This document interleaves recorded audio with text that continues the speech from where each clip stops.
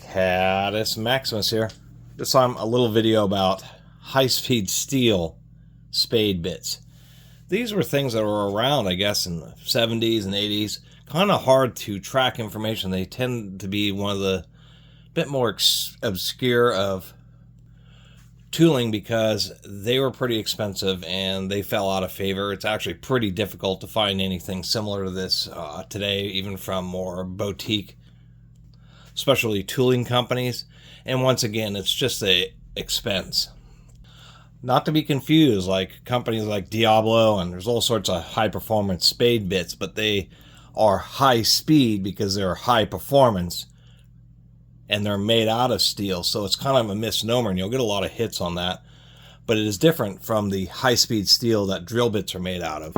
And so for a while, this is exactly what they were doing. They had a more mild steel shank, strong support, and this plate right here is high-speed steel, the same kind of steel that, once again, drill bits are made out of. The whole point to these, and they were expensive then, and now I'm sure, a 10-piece set would be probably pretty spendy. Even though they seem like simple tools, they are 2-piece, they have to be welded together, etc.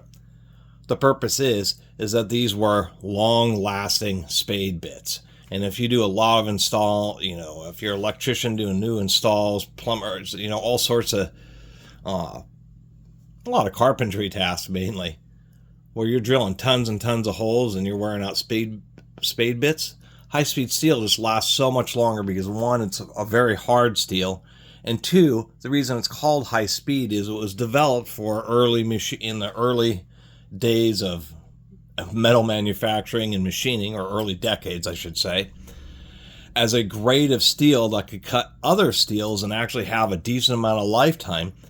And compared to the steels that were used before it, you could run them faster. You could run the drill bits quicker. You could run turn your lathe stock at higher speeds. And that's why it became known as high-speed steel versus everything before it. You could run your machinery at higher speeds. So putting them in the spade bits, same thing. It just allows you to drill a lot more holes because it has a lot more wear resistance as well as heat resistance. And I've only seen two brands, Miller's Falls, and this is a Stanley. All of them have been American made, and because they not only of this strange design with the extra thick shank, but they always say high-speed steel right on them. And so these are the preemptive premium spade bits. They don't have little cutouts and things like that. High-speed steel is too brittle to be forged.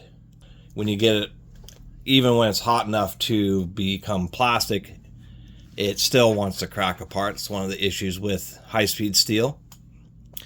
And so they just make it out of regular plate.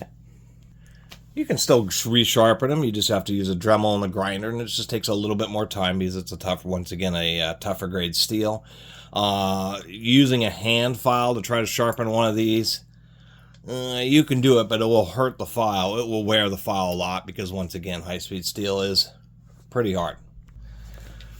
Drilling holes with this isn't going to be any faster, maybe be a touch slower than some of those newer ones with more complicated geometry, but drill 100 holes with this and 100 holes with whatever is your favorite bit off the Home Depot shelf, and then you also after 100 holes, one of those Diablo bits isn't going to be drilling anything. Well, this will still be going pretty strong. This little demonstration here.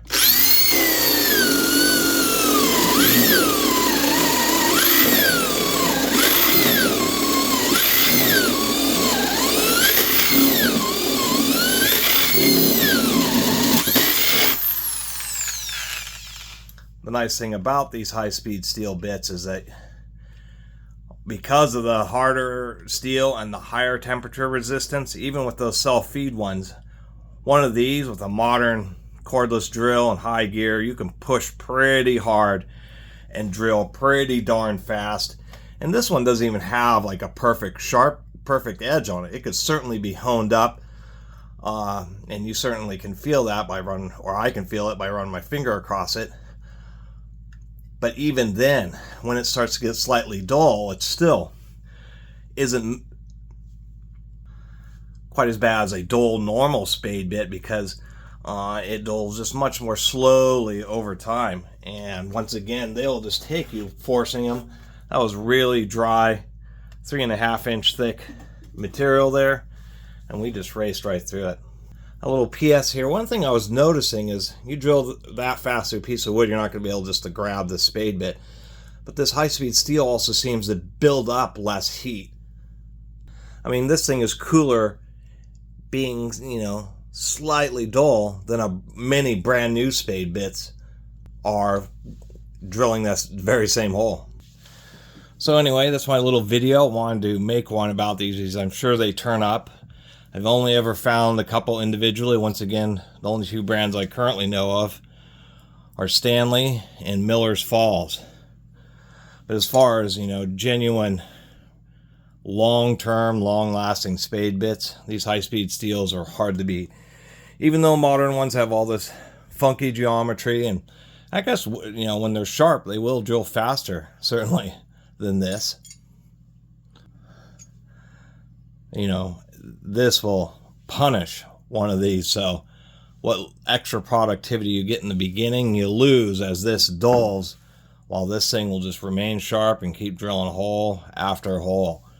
And eventually I'll end up building up a set of these, but they are my favorite spade bits, and just wanted to make a video about them.